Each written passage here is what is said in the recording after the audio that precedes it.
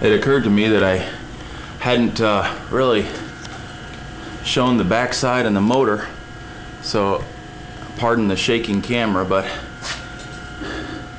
that's what it looks like in there. Very interesting.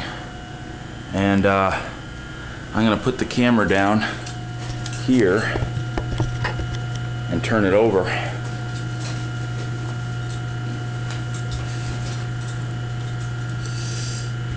That's what it looks like underneath. Very interesting.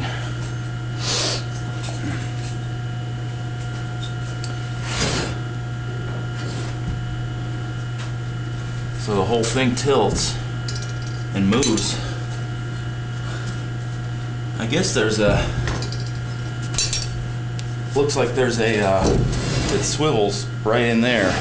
I'm sure you can't see it very well, but right in there is a, I guess that would be the little swivel point. It all hangs on that right off the top of the table.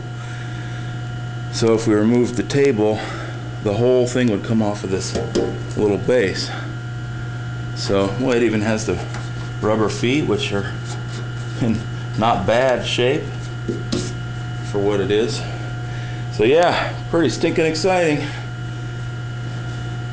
Alright, I'm signing off now.